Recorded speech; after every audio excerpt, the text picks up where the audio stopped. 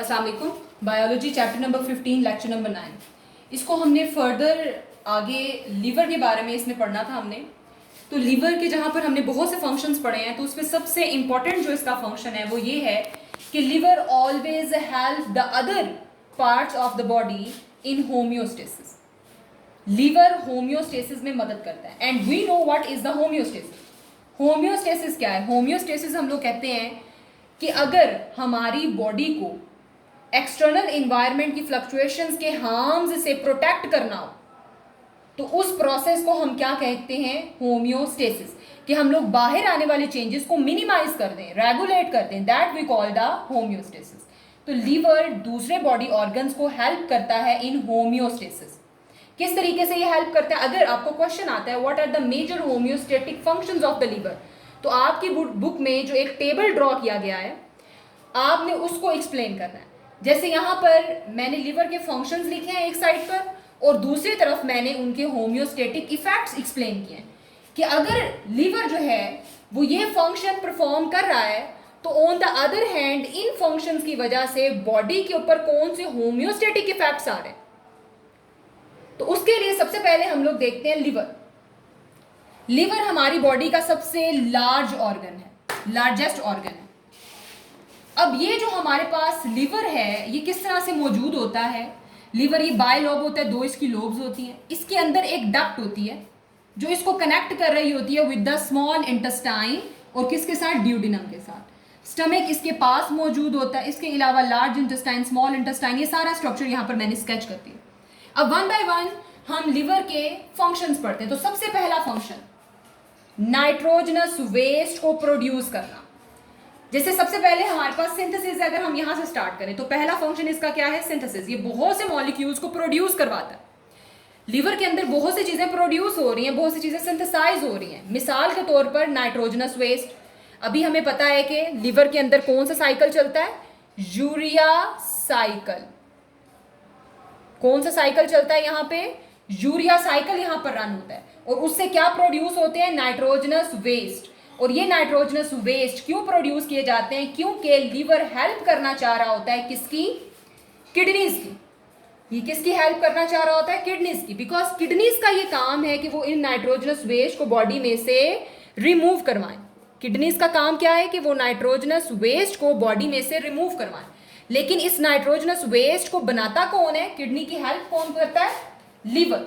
Liver इस nitrogenous waste को produce करता है, जिसमें यूरिया, अमोनिया, यूरिक एसिड वगैरह और दूसरे बहुत से नाइट्रोजनस वेस्ट आ जाते हैं। उनको प्रोड्यूस करवाने का काम किसका है? लीवर का। और उनको रिमूव करवाने का काम किसका है? किडनीज का।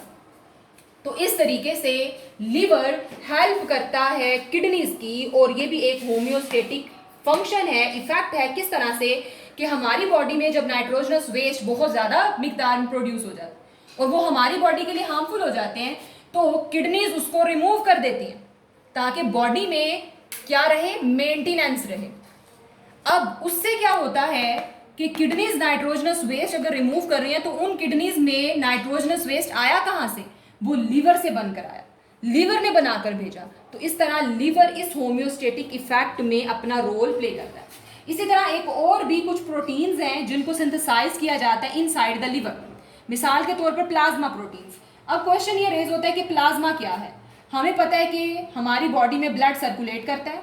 ब्लड में से अगर आप red blood cells, white blood cells और इसके अलावा प्लेटलेट्स वगैरह को रिमूव कर दें, तो बाकी जो मटेरियल रह जाता है that is called the plasma. अगर आप ब्लड में से ये सेल्स को, प्लेटलेट्स को रिमूव कर दें, तो बाकी liquid material that is called the plasma. तो उस प्लाज्मा में कुछ प्रोटीन्स मौजूद होती हैं, लाइक प्रोथ्रोम्बिन, फिब्रिनोजेन, एल्ब्यूमिन। अब ये प्रोटीन्स जो हैं वो प्रोड्यूस कौन करवा रहा है? लीवर। ये प्रोटीन्स मौजूद हैं ब्लड के प्लाज्मा में, और इनको बनाता कौन है? लीवर।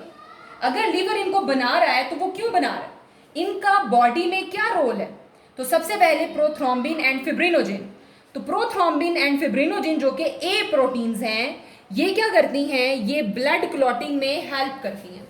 आपको पता है कि अगर आपको कहीं पर कट लगता है और वहां से ब्लड जो है वो रिसना शुरू हो जाता है, रिमूव होना शुरू हो जाता है, निकलना शुरू हो जाता है, तो वो blood with the passage of time clot कर जाता है, रुक जाता है। तो वो क्यों रुकता है? बिकॉज ब्लड के प्लाज्मा में कौन सी प्रोटीन्स होती हैं? प्रोथ्रोम्बिन एंड फिब्रिनोजिन, जिनको बना कौन रहा है? लीवर। और ये दो proteins are responsible for the blood clotting. ये क्या करती हैं? ब्लड में क्लॉटिंग करवाती हैं। इसके बाद एक और प्रोटीन है हमारे पास, that is called the albumin protein. अब ये जो एल्ब्यूमिन प्रोटीन है ये क्या काम करती है? ये भी प्लाज्मा के अंदर पाई जाती है ब्लड के, और बनाता कौन है इसको? लीवर। लेकिन इसका मेन पर्पस क्या है? ये ऑस्मोटिक बैलेंस करवाती है ब्लड का। ये क्या करवाती है? ब्लड का ऑस्मोटिक बैलेंस। ब्लड के अंदर कितने ऑस्मोलाइट्स हैं, कितने सॉल्यूट्स हैं, कितना वाटर है, उन दोनों चीज़ों को मेंटेन करने के लिए क्या चीज़ अवेलेबल है? एल्ब्यूमिन। तो इस तरह से लिवर बना क्या रहा है? प्रोथ्रोम्बिन को, फिब्रिनोजिन को और एल्ब्यूमिन को, और इनका आगे रोल क्या है? ब्लड क्लॉटिंग में और ऑस्मोटिक बैलेंस में। तो हम ये कह सकते हैं कि लिवर इनडायरेक्टली हेल्प कर रहा है होम्योस्टेटिक इफेक्ट में। इसी तरह अगर हम लोग बात करें तो लिवर और भी बहुत सी चीजें जो है वो प्रोड्यूस करता है, लाइक ये एक रतूबत बनाता है, that we call the bile. That we call what? Bile. यहां पर आपको जब आप डाइजेस्टिव सिस्टम पढ़ते हैं तो आपको पता चलता है कि लिवर में से एक डक्ट निकलती है जिसको हम क्या कहते हैं? Bile duct. यहां पर मैंने शो की, अगर आप इसको जूम करके देखें तो ये आपके पास एक छोटी सी नाली नजर आ रही है जो किसके साथ अटैच है? स्टमक से होते हुए स्मॉल इंटेस्टाइन की ड्यूडिनम के साथ। ठीक है, अब ये लिवर में से जो डक्ट आ रही है और स्मॉल इंटेस्टाइन के ड्यूडिनम में ओपन हो रही है, इस डक्ट को हम कहते हैं बाइल डक्ट। और इसको बाइल डक्ट क्यों कहते हैं? क्योंकि वो रतूबत जो किस में प्रोड्यूस हुई? लिवर में, और उसको हम क्या कहते हैं? बाइल। वो रिमूव हो रही है लिवर से और आ कहाँ पर रही है? स्मॉल इंटेस्टाइन में, bye means of this bile duct. तो बेटा लिवर जो है वो एक रतूबत बनाता है जिसको हम क्या कहते हैं? बाइल। लिक्विड बनाता है एक तरह का। अब ये बाइल जो है प्रोड्यूस कहाँ पर हुआ है? लिवर में। अब इस बाइल का फंक्शन क्या है? ये bile on the other hand क्या करता है? Emulsification of the fats. हमें पता है हम फैटी मटेरियल खाते हैं और उन फैट्स को डिसॉल्व करने के लिए, उनकी ब्रेक डाउन करने के लिए, emulsification means break down of fats, तो उनकी ब्रेक डाउन करने के लिए कौन सी चीज रिक्वायर्ड है? बाइल, जो किस में प्रोड्यूस हो रहा है? लिवर में, और जा कैसे रहा है? स्मॉल इंटेस्टाइन में, bye means of the bile duct. तो इस तरह से लिवर अगेन हेल्प कर रहा है बॉडी को होम्योस्टेसिस करने के लिए। वो फैट्स जो एक्स्ट्रा हमारी बॉडी में आ गए थे उनको ब्रेक डाउन कर रहा है। तो इस तरह से क्या कर रहा है? बॉडी में रेगुलेशन कर रहा है। इसी तरह आगे चलते हैं, कुछ मॉलिक्यूल्स हैं जो कहाँ पर प्रोड्यूस होते हैं? Inside the liver. तो लिवर कौन से मॉलिक्यूल्स प्रोड्यूस करता है? फर्स्ट वन लिपिड्स, जिनसे हम बहुत ज़्यादा फेमिलियर है।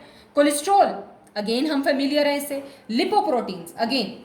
तो बेटा ये जो लिपिड्स होते हैं या कोलेस्ट्रॉल होता है या लिपोप्रोटीन्स होती हैं, ये क्या फंक्शन परफॉर्म करती हैं बॉडी के अंदर? बनाता तो इनको लिवर है, लेकिन ये बॉडी में क्या फंक्शंस परफॉर्म कर रही हैं? तो इनका फंक्शन क्या है? सबसे पहले तो ये ब्लड केमिस्ट्री को रेगुलेट करती हैं। ये क्या करती हैं? ब्लड केमिस्ट्री को रेगुलेट करती हैं। मिसाल के तौर पर आपको पता है कि आपके ब्लड में भी टू सम एक्सटेंट कोलेस्ट्रॉल मौजूद होता है। अब ये कोलेस्ट्रॉल अगर आपके ब्लड में मौजूद है तो वो उसकी केमिस्ट्री को क्या कर रहा है? रेगुलेट करवा रहा है।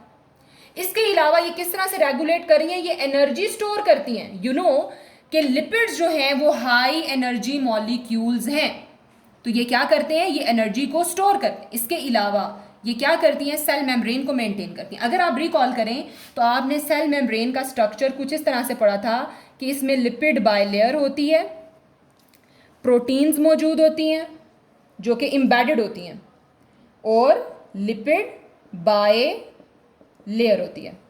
ये लिपिड बाय लेयर होगी आपके पास, तो आगे लिपिड्स मेम्ब्रेन के अंदर।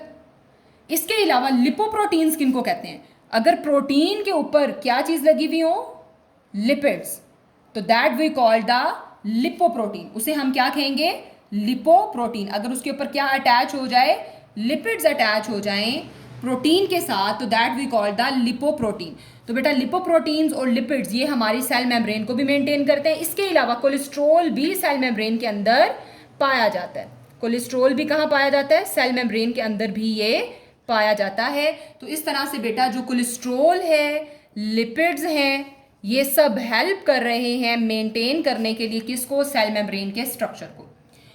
नेक्स्ट हम लोग मूव करते हैं अनदर फंक्शन। जहां पहले हमने एक फंक्शन पढ़ा सिंथेसिस, अब हम मूव करते हैं स्टोरेज की तरफ। तो लिवर ना सिर्फ सिंथेसिस करता है, चीजें प्रोड्यूस करता है, बल्कि ये कुछ चीजों को स्टोर भी करता है। लाइक किसको स्टोर करता है? ये आयरन स्टोर करता है, ये ग्लाइकोजन स्टोर करता है। आयरन, क्या हमारी बॉडी में आयरन मौजूद होता है? यस, ये मौजूद होता है। आयरन मौजूद होता है किसके अंदर? एक प्रोटीन है that we call the haemoglobin, जो हमारी बॉडी में और हमारी बॉडी के ब्लड में, और ब्लड में कहाँ? रेड ब्लड सेल्स में मौजूद होती है हीमोग्लोबिन। इस हीमोग्लोबिन की अगर हम कॉन्स्टिट्यूशन चेक करें, इसकी कंपोजिशन चेक करें, तो हीमो में से जो वर्ड, हीमोग्लोबिन में से जो ये हीम वर्ड है, ये किससे आया है? From the iron. ये आयरन से आया। तो बेटा हीमोग्लोबिन का कॉन्स्टिट्यूएंट कौन है? आयरन। आयरन मौजूद होती है हीमोग्लोबिन में। अगर हीमोग्लोबिन में वो आयरन मौजूद है और हम जब खाना खाते हैं और हमारे अंदर वो आयरन जाती है, तो वो आयरन स्टोर कहाँ पर होती है? लीवर इसको स्टोर करता है अपने अंदर। आयरन को स्टोर कौन करता है? लीवर। ये उसको बनाता नहीं है, सिंथेसाइज नहीं करता, खुद ब खुद जनरेट नहीं करता, बल्कि उसको स्टोर करता है। वो आयरन जो हमारी बॉडी में जा रही है, वो स्टोर कहाँ पर हो रही है? Inside the liver. और उससे क्या फंक्शन परफॉर्म होगा? अगर हमारी बॉडी किसी चीज को स्टोर कर रही है, इट मीन्स उसका हमारी बॉडी में कोई फंक्शन है।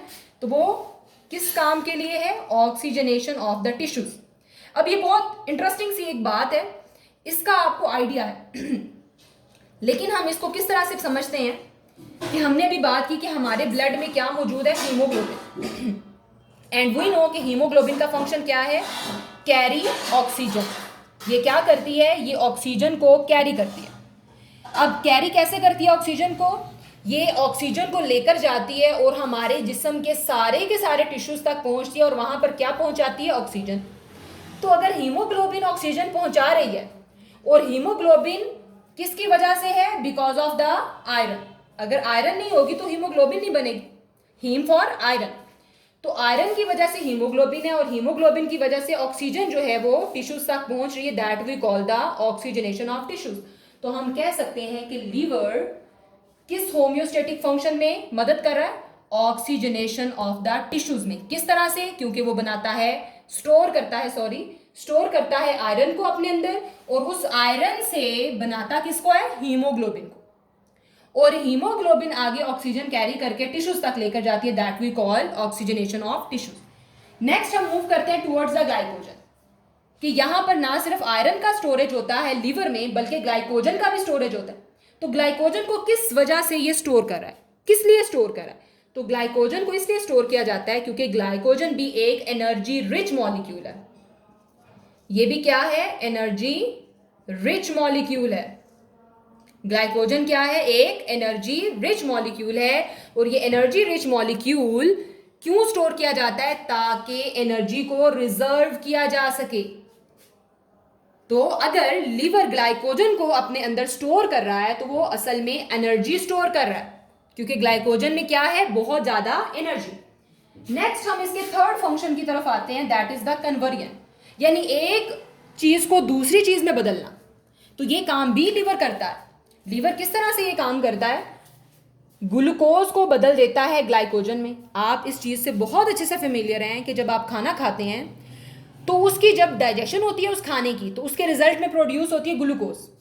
और ग्लूकोज जो जब आपके ब्लड में जाती है और उसका कंटेंट बहुत ज़्यादा जब बढ़ जाता है, तो उस ग्लूकोज को बदल दिया जाता है किसमें? ग्लाइकोजन में। जितनी ग्लूकोज रिक्वायर्ड होती है वो इस्तेमाल की जाती है, एक्सेसिव ग्लूकोज को कन्वर्ट कर दिया जाता है किसमें? ग्लाइकोजन में। तो ये क्यों किया जाता है? इसलिए किया जाता है ताकि एनर्जी को क्या कर लिया जाए? स्टोर कर लिया जाए। ग्लूकोज में जो हमारी एनर्जी है, अगर वो वैसे ही रहेगी, इधर उधर फिरता रहेगा ग्लूकोज, तो ग्लूकोज एक अनस्टेबल मॉलिक्यूल है, ये फौरन टूट जाता है। तो हम उस एनर्जी को ज़ाया होने से बचाने के लिए इसको किस में बदल देते हैं? ग्लाइकोजन में, क्योंकि ये एक स्टेबल मॉलिक्यूल है। तो हमने क्या कर ली? एनर्जी को स्टोर कर ली। इसी तरह हम लोग लैक्टिक एसिड को भी ग्लाइकोजन में कन्वर्ट करते हैं, और ये भी हम क्यों करते हैं? ताकि एनर्जी को क्या किया जाए? स्टोर किया जाए। लैक्टिक एसिड से भी क्या प्रोड्यूस होती है? एनर्जी प्रोड्यूस होती है।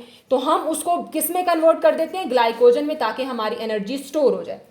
इसी तरह ग्लाइकोजन जो हमने बनाई ग्लूकोज से और लैक्टिक एसिड से, ये ग्लाइकोजन दोबारा ग्लूकोज में बदली जा सकती है। अब मैं आपको एक बात बताती हूं कि आप लोग कंटिन्यूअस फीडर्स नहीं हैं। हम ह्यूमन बीइंग कंटिन्यूअस फीडर नहीं हैं। हमारा एक स्पेसिफिक टाइम है कि हम एक दफ़ा खाना खाते हैं तो 4-5 घंटे बाद दोबारा खाना खाते हैं। ऐसा नहीं है कि हम 1-2 मिनट बाद दोबारा खाना शुरू कर दें। तो हम क्या हैं? कंटिन्यूअस फीडर नहीं हैं। यानी हमारे अंदर ये कैपेबिलिटी है कि जो खाना हमने एक दफ़ा खाया है उसकी ब्रेक डाउन करके उससे एनर्जी प्रोड्यूस करके हम उसको स्टोर कर लें, ताकि हमें बार बार खाना ना पड़े, बल्कि हम उस एनर्जी को स्टोर करके अपनी बॉडी में रखते हैं और उसी स्टोर्ड एनर्जी से अपने बाकी सारे functions with the passage of time perform करते हैं। तो पहले हमने क्या किया? जो ग्लूकोज हमारी बॉडी में बनी, जो लैक्टिक एसिड हमारी बॉडी में बना, उसको किस में बदल दिया? लिवर की मदद से ग्लाइकोजन में। और फिर इस ग्लाइकोजन को जब जरूरत पड़ी एनर्जी की, हमें जब हमारी बॉडी को एनर्जी की जरूरत पड़ी, तो तब हमने इस ग्लाइकोजन को मुनासिब मिकदार में तोड़ा और क्या बनाई? ग्लूकोज, जिससे आगे नेक्स्ट हमें क्या मिले? एटीपीज, एनर्जी मिली। तो बेटा हम यहाँ पर एक तरफ लिवर अगर ये सारी कन्वर्जन्स कर रहा है तो वो क्यों कर रहा है? ताकि एनर्जी स्टोर की जाए और दूसरी तरफ उस एनर्जी को यूज भी किया जा सके। तो this is also a homeostatic function. Next हम लोग बात करते हैं रिसाइकलिंग की। नेक्स्ट हम लोग बात करते हैं किसकी? रिसाइकलिंग की। तो रिसाइकलिंग से आपकी क्या मुराद है? रिसाइकलिंग हम लोग कहते हैं कोई एक चीज जो पहले से मौजूद है, वो एक चीज जो पहले से सिंथेसाइज हुई है, बनी हुई है, हम उसको दोबारा बनाएं, उसकी रिसाइकलिंग करें, उसको दोबारा जनरेट करें। That is called recycling. हम उसे फॉर द फर्स्ट टाइम नहीं बना रहे, बल्कि बनी हुई चीज को दोबारा बना रहे। तो रिसाइकलिंग में लिवर किसकी रिसाइकलिंग करता है? आरबीसीज के कंटेंट की। इस बात पे गौर करने की जरूरत है। RBCs, red blood cells, red blood cells जो कहां पर होते हैं? ब्लड के अंदर। ये रेड ब्लड सेल्स जो हैं, इनके अंदर क्या चीजें पाई जाती हैं? हीमोग्लोबिन, और हीमोग्लोबिन में क्या होता है? आयरन। तो ये जो इसके दो कंटेंट हैं, इन दोनों को रिसाइकल यानी बार बार कौन जनरेट करवाता है? लिवर। मैं इस बात को रिपीट कर रही हूं, जो रेड ब्लड सेल्स हैं उसके अंदर मौजूद होते हैं दो कंटेंट, आयरन और हीमोग्लोबिन। इसके दो कंटेंट्स हैं रेड ब्लड सेल्स के, और इन दोनों को बार बार रिसाइकल कौन करवा रहा है? लिवर। और वो क्यों ऐसे करवा रहा है? ताकि क्या हो सके? ऑक्सीजनेशन ऑफ द टिश्यूज हो सके। क्यों? क्योंकि रेड ब्लड सेल्स अकेले तो ऑक्सीजनेशन नहीं कर सकते, बल्कि रेड ब्लड सेल्स को ऑक्सीजनेशन करने के लिए किस चीज की जरूरत है? हीमोग्लोबिन की।